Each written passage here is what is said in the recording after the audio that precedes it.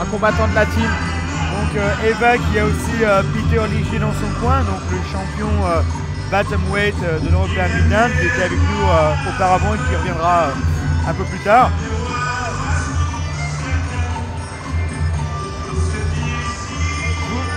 Je le vois au visage, hein, la brésilienne elle est vraiment venue là avec l'envie d'en découdre, ça se sent, je sais pas si tu vois comme moi, mais ça va être un combat dur, hein, d'entrée de jeu j'ai l'impression pour la française, il va falloir qu'elle soit tout de suite dans son assiette.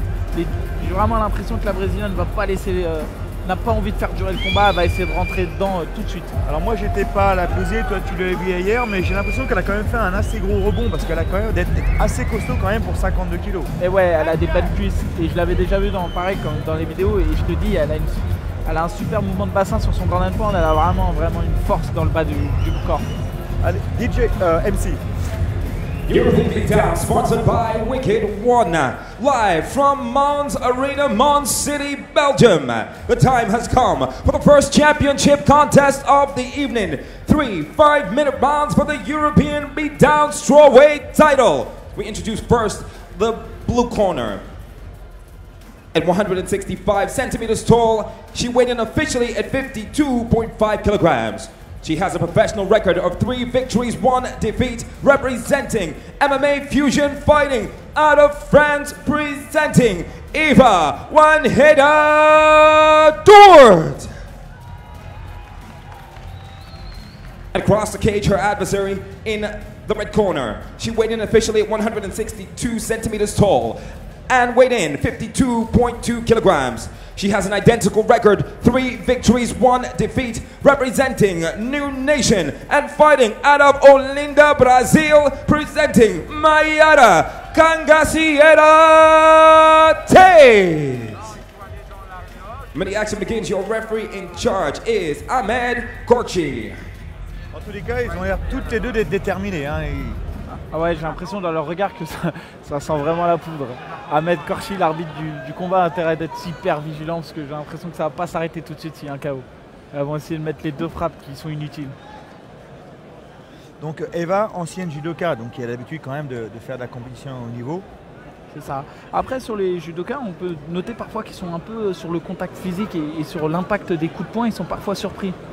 Donc on va voir si on les cherchent des corps à corps, des agrippages qu'ils ont fait pendant de nombreuses années, mais malheureusement il n'y a pas le kimono et c'est parfois compliqué. C'est ça. Donc on voit, hein, elle prend tout de suite le centre, la française, c'est un combat qui va être très dur, elle vient chercher le corps à corps justement, elle vient faire parler ses qualités de judokate. Et la brésilienne qui a l'air plutôt sereine, qui se sert bien de la cage pour l'instant. Alors par toi c'est compliqué parce qu'on a tellement l'habitude de se faire attaquer par des lutteurs qui font toujours plus ou moins les mêmes années au sol, et quand on a un judoka face à nous qui a justement l'habitude d'utiliser son bassin comme ça, parfois on peut se faire surprendre sur certaines années au sol. Et c'est ça, et en plus on voit qu'elle l'a adapté un peu au MMA, c'est-à-dire qu'elle est sur une ceinture de Greco. Et c'est rare ça, parce que des fois beaucoup viennent chercher justement ce kimono qui n'existe pas, et elle a su, j'ai l'impression, adapter un peu son judo au MMA. Moi je me rappelle, je m'entraînais souvent avec des lutteurs donc, aux États-Unis. Quand j'ai commencé à m'entraîner avec Gaël Grimaud, qui est un ancien judoka, eh bien, il me déstabilisait parfois avec ses hanches. J'avais des fois du mal à m'adapter à lui parce que justement il faisait des amenées au sol avec lesquelles j'avais pas l'habitude. Ouais, Gaël Grimaud qui est un combattant qui avait la ceinture du Cage Warrior et que je suivais à l'époque, qui était une référence pour moi et que d'ailleurs je salue, qui a fait le tour du monde récemment avec sa famille et c'était un beau périple. On voit là les 2 combattantes, c'est pas spectaculaire mais je peux vous assurer qu'il y a une débauche d'énergie qui est incroyable et c'est vraiment un jeu d'échecs. Hein. On le voit dans le bras dessous. Les deux là ne lâchent rien. Alors on va essayer de la repousser, les Brésiliens, peut-être aussi en passant les petits coups de franchement, j'ai l'impression que la l'intérieur. Brésilienne, elle gère très bien son corps à corps et que j'ai peur que la Française s'épuise. Vraiment. Parce que je m'attendais que Eva utilise un petit peu plus de crochetage, mettre peut-être ses hanches à l'intérieur, peut-être utilise un peu plus son bassin, mais non, elle fait des amenées au sol assez basiques, j'ai envie de dire, et dans laquelle la Brésilienne a un peu plus l'habitude. Ouais, on le voit, la Brésilienne, elle vient chercher la ceinture du bois, pousser la tête, et elle est très stable hein, sur ses jambes, je disais tout à l'heure, et tu le disais, elle est très forte, et elle a un bas du corps qui est solide. On voit Eva là qui commence peut-être à arriver à trouver la clé. Ah. Attention, il ne faudrait pas qu'elle ait c'est super ce qu'elle vient de faire là, la Française. Elle va l'amener au sol, alors maintenant il faudrait qu'elle garde cette position. Je suis surpris hein, par l'attitude de la Brésilienne qui sur son visage, on lit aucun stress par contre. Vraiment, elle a l'air de pas inquiète du tout. faut qu'elle fasse attention à la débauche d'énergie quand même. Oui. Alors là, attention quand on montait parce qu'elle peut aussi utiliser la cage et pousser contre la cage. Ouais, Ahmed il relève assez justement d'ailleurs. Ouais, il n'y avait pas de frappe. Il n'y avait pas de frappe, c'est pas du pancras là, on est. Un petit problème. Ouais. Oui, alors oui, vous le disiez, c'est vrai que maintenant, il pousse justement à frapper au sol. Alors le problème, c'est lorsqu'on frappe au sol, c'est bien joli. Mais là, on donne des ouvertures à notre adversaire qui, lui, peut passer ses mains sous nos aisselles et se relever. Donc c'est un peu compliqué des fois. C'est exactement ça. J'ai vraiment l'impression que la Française est plus entamée que la Brésilienne. Encore une fois, je le souligne, puisque j'ai l'impression que la Brésilienne s'économise vraiment sur ce premier round. Il faudrait faire attention à la dépense énergétique. Elle a peut-être décidé de sacrifier ce premier round pour mieux rentrer dans le combat dans le deuxième et le troisième. C'est possible, attention à la overhook là, peut-être un passage de hanche, faire une projection. Et gros travail, hein, ce que je disais tout à l'heure, on ne se rend pas compte, mais c'est vraiment une partie d'échec là dans le jeu de bras là-haut. Le but du jeu, alors pour ceux qui ne connaissent pas, c'est justement d'essayer de pouvoir mettre les deux mains sous les aisselles de notre partenaire pour pouvoir clincher nos deux mains et pouvoir agripper le corps. C'est ça. Et pour là, voilà, elle pousse au niveau du visage. Alors quand quelqu'un vous pousse au niveau du visage, il faut faire attention parce qu'il peut aussi vous donner des tout petits coups de coude qui n'ont l'air de rien comme ça, mais qui peuvent vous ouvrir. On a vu 2 combats ce soir qui ont été arrêtés sur coupure. Et là, on n'a pas les statistiques, hein, mais on le voit, la brésilienne donne beaucoup plus de coups. La française qui vraiment recherche le clinch, bon, elle a un catch control qui est celle qui domine largement le catch control, mais la brésilienne frappe beaucoup plus. Hein.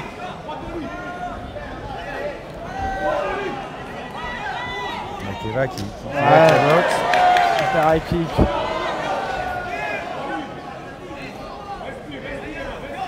Elle prend le centre de la cage, hein, elle lâche rien, Eva.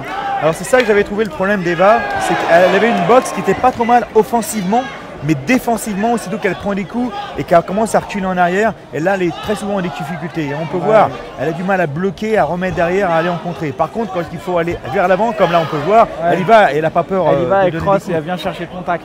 Elle garde vraiment ce contrôle de cage là au centre, mais il faut qu'elle fasse attention, hein. Pas d'excès de confiance. J'ai vraiment l'impression que la brésilienne est sur ses appuis et recherche le contre dur. Et elle m'a l'air, encore une fois, je me répète, mais j'ai l'impression que ça va avoir son importance sur la fin, qu'elle me semble beaucoup moins entamée physiquement. Donc le premier round qui est passé très vite. Hein. Ah, attention. Elle marque son point et elle gagne son round là, indéniablement. C'est magnifique. Voilà. Comme je le disais auparavant, justement, une bonne amenée au sol, des bons coups comme ça, juste vers la fin du round, c'est ce qui peut justement faire décider l'arbitre. Voilà, de toute manière, c'est incontestable, hein, parce qu'en termes de catch control, il y a eu beaucoup plus pour la française, plus 2 amenées au sol. Donc vraiment, voilà. Mais il faut se méfier des frappes significatives, parce que ça, c'est du côté de la brésilienne, et ça compte.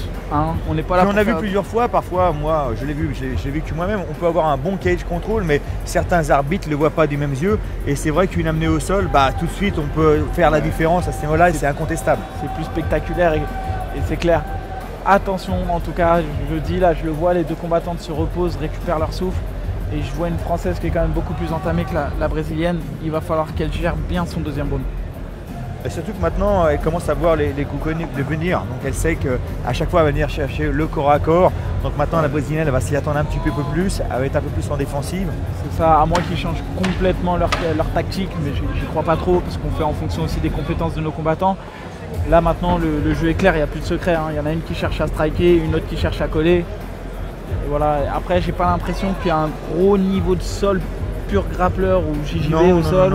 Et ni un gros jeu de ground and pound de la part de la française. Donc il va falloir qu'elle soit vraiment intelligente sur ses phases de sol de façon à ce qu'Ahmed ne relève pas. De son côté, en tous les cas, à chaque fois que la française a amené son adversaire au sol, elle avait toujours le contrôle. Elle avait un super contrôle. Voilà, il ne faut pas qu'elle reste inactive. C'est ça. Le problème, c'est justement se focaliser trop là-dessus et toujours repartir sur ce qu'on a fait jusqu'à maintenant. On l'a vu la première année au sol quand elle s'est relevée, bon, ça, un petit coup au moral. Et c'est parti.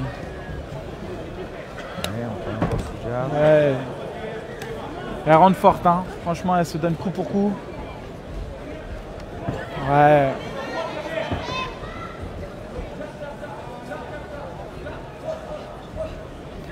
La brésilienne qui écoute très bien son coin, hein, qui lui dit jab, jab, jab. Magnifique, magnifique saisie de jambe. Belle amenée au sol derrière. Elle a une superbe demi, elle peut frapper. C'est une position qui n'est pas très dangereuse. Alors là, par contre, il va falloir qu'elle soit active, qu'elle donne des coups, sinon ils vont relever encore le combat. Si elle veut vraiment garder son adversaire au sol, il va falloir qu'elle commence à prendre des risques, passer la garde. C'est en tout cas un début de round rêvé pour Eva, qui peut s'économiser, respirer. Mais il faut qu'elle soit active. C'est ça. Parce que sinon ils vont le relever. Et ouais.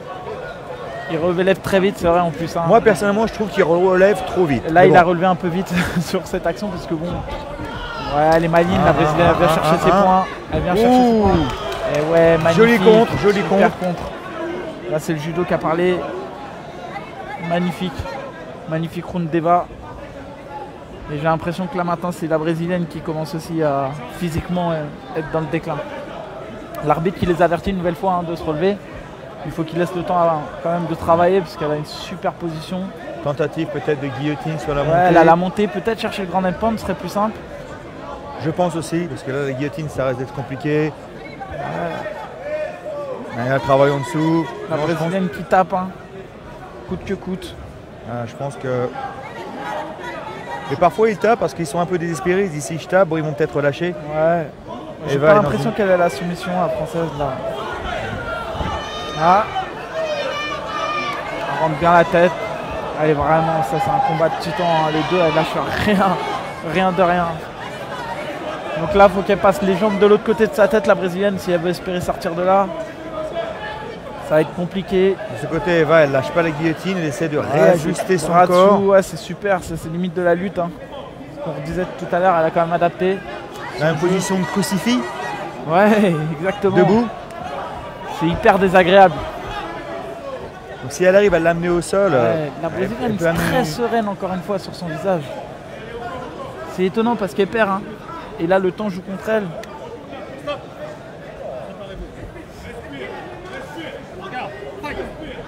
On peut noter l'impartialité de l'arbitre quand même. Parce qu'il ne fait vraiment pas un arbitrage maison. Ouais. Il fait un arbitrage vraiment un mec qui est très très professionnel.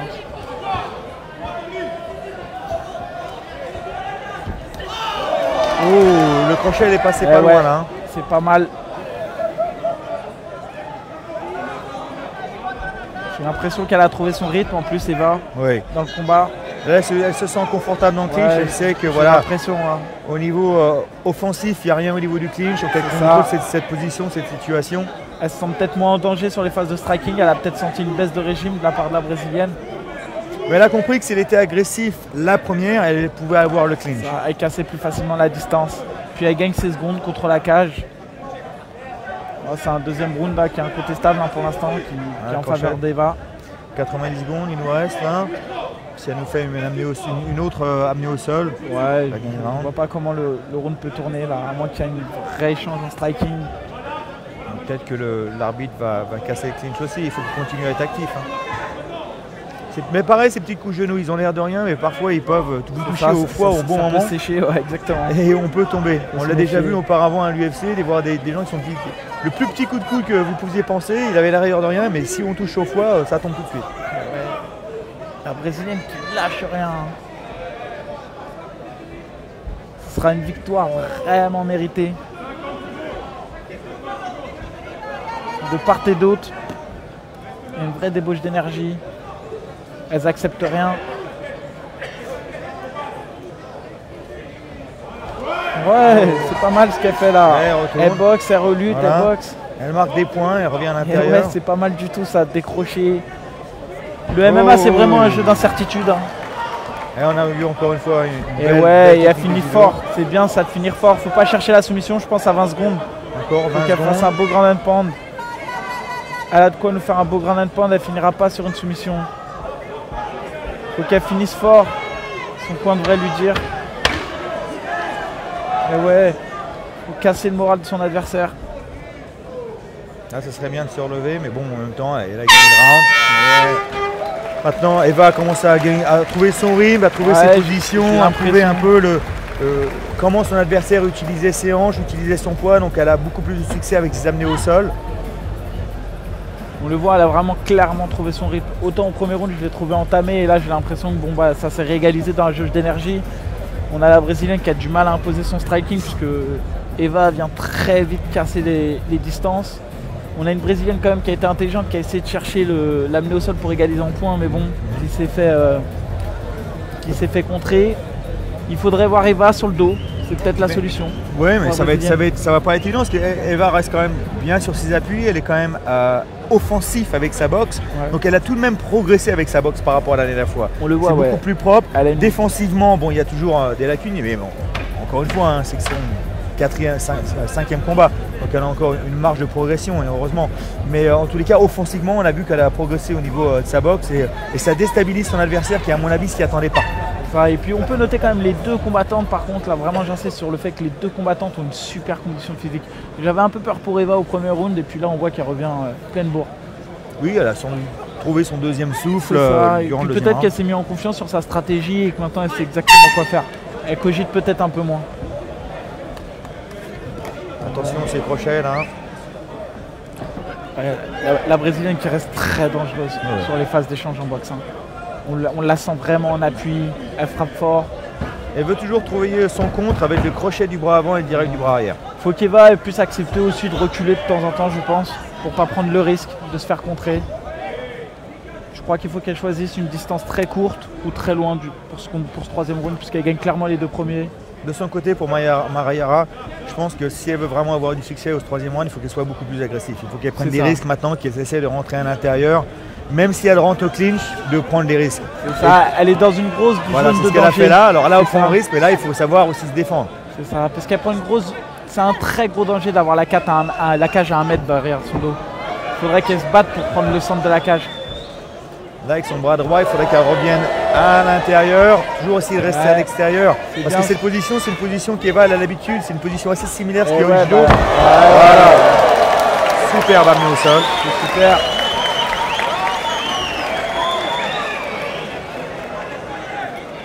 Elle lâche pas la guillotine.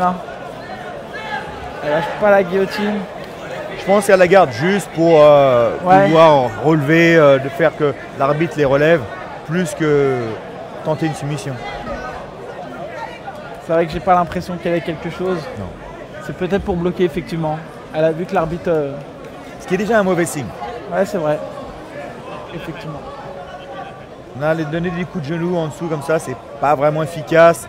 En plus, c'est prendre des risques. Il suffit que votre adversaire bouge la tête au même moment où vous lui donnez un coup de genou au visage. Elle arrive à le surlever. Je vous dis, par contre, là, vraiment, les deux filles, elles lâchent rien. Double guillotine. Ouais, c'est ça, la première qui va tomber, qui va lâcher. Ahmed qui a 2 doigts de les séparer. Et là, la Brésilienne qui doit tout donner. J'aime bien qu'Eva, elle se recule comme ça pour revenir à l'intérieur, pour réutiliser sa boxe. Elle a pris confiance en sa boxe. Ouais, c'est pas mal, c'est vrai. Mais surtout, on voit que la Brésilienne, elle a du mal à s'installer. Et elle devrait prendre le centre, la Brésilienne. C'est sa seule chance, c'est ce que tu disais. Il faut qu'elle soit plus agressive. Il reste 3 minutes. Pour 3 minutes, là, il faut qu'elle reste carrément au milieu et qu'elle soit un peu plus agressive. Quitte à prendre des risques. De rentrer, voilà, exactement comme ça. Là, elle se dirige tout droit vers une défaite. Il faut qu'elle pousse Eva sur l'arrière. Et ouais. Et elle est trop attentive. Voilà, là, la Brésilienne, il faut qu'elle y aille. Exactement, voilà. Là, elle commence à avoir du succès. Alors, il fait ça dès le départ. Par contre, de ce côté, maintenant, Eva, il faut qu'elle reparte vers l'avant. On a envie d'être chauvin, mais ce que fait la Brésilienne, moi, franchement, je trouve qu'elle offre un beau spectacle, quoi. Super amené au sol, en tous les cas.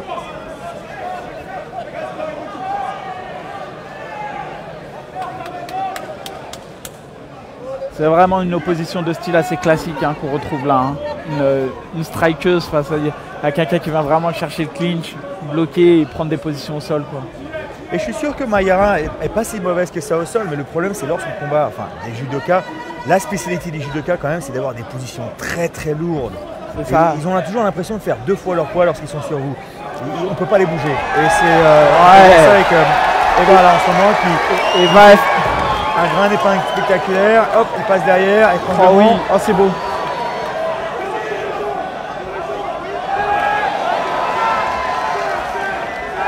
La Brésilienne qui lâche rien. C'est beau ce que fait Eva là. Elle finit très fort ce round. C'est moi où elle tient le gant par contre. J'ai du mal à voir d'ici. Mais j'ai l'impression que la Brésilienne ne tapera pas et dormira. C'est un super combat qu'elle nous a offert, c'est vraiment un beau spectacle. Elle a mis ses jambes en triangle, ça va être vraiment compliqué pour la Brésilienne de pouvoir réajuster sa position. Mais elle n'a plus l'étranglement par contre. Là je pense que Eva veut remonter dessus pour finir en ground and pound. Il reste 45 secondes. Grosse débauche d'énergie sur ce combat de la part de Eva. Elle a progressé comme tu le disais sur les distances. Elle casse la distance beaucoup plus facilement. On voit aussi qu'elle est courageuse puisqu'elle a pris des sacrés coups. Oui, non, elle n'a pas peur des coups, c'est pas ça le problème. Il faudrait que maintenant, le prochain cap, c'est qu'elle apprenne à boxer un peu plus en reculant, un peu plus en contre. En absorbant et se protéger un peu. Ouais. On ne peut pas apprendre tout en même temps. Déjà qu'elle ait fait une progression, déjà offensivement, c'est déjà ça, qu'elle soit plus forte qu'hier, c'est souvent ce que je dis, c'est toujours ce qu'on veut voir. Allez, dernière 10 secondes, ça serait bien de finir en ground and pound. Je crois qu'elle va assurer la position là et que la Française qui se dirige tout droit vers une 4e victoire. C'est rare d'être déçu par un combat féminin. Ouais, c'est vrai. C'est vrai qu'elle propose parfois plus de dépenses énergétiques que les garçons. C'est clair. Les femmes, j'ai l'impression qu'ils ont toujours la rage. C'est rare d'en voir qui n'ont pas envie d'être là. Ils ont toujours envie de gagner. C'est toujours, toujours impressionnant. Vachement dominante. C'est vraiment, c'est impressionnant.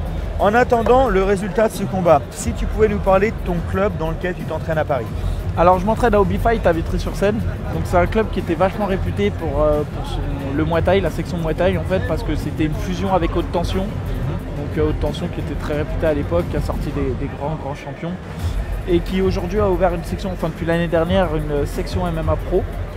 Sur lequel on a rejoint David Baron qui lui entraînait plutôt en loisir, et on est arrivé avec tout un collectif pro et qui depuis un an on sillonne un peu les organisations internationales pour combattre, et la team ne cesse de grandir aujourd'hui et de sortir des combattants qui sortent un peu du lot, comme Yacine Bellach qui commence, Antoine Ben Simon qui a combattu ici même, on a Alexis Fontes qui vient de combattre ce soir. On a vraiment un gros collectif et surtout un bon collectif, et c'est vraiment une bonne équipe.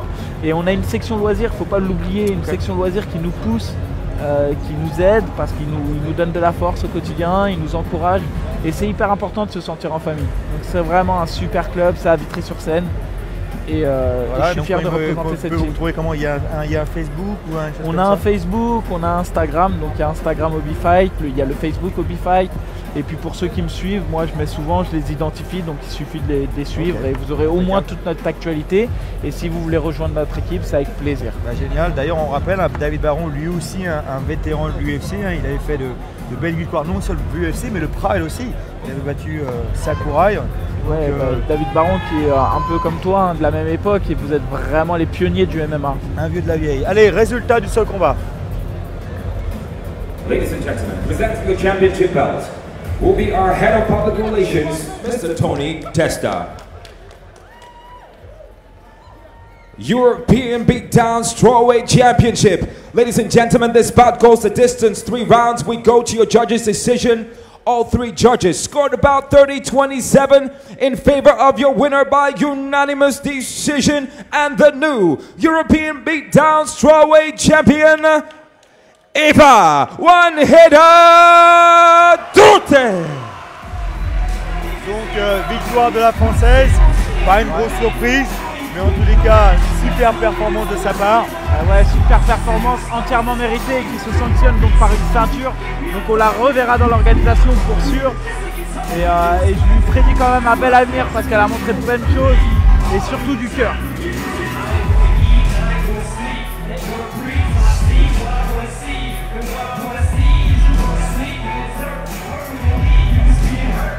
Un bouquet de fleurs pour la perdante, c'est une super touche d'attention de la part de l'organisation. Oui, j'espère qu'on la reverra aussi parce qu'elle avait vraiment du cœur. Aujourd'hui c'était Eva, mais voilà, je pense qu'elle a vraiment pas démérité dans cette rencontre. Non, elle a fait un super combat, vraiment ça a été... Elle a rendu le show plus agréable parce qu'elle a été très spectaculaire dans ses pattes. C'est très beau, un très beau combat. Entièrement mérité d'avoir une belle carte de style et entièrement mérité d'avoir une championne. Elle a mérité sa ceinture.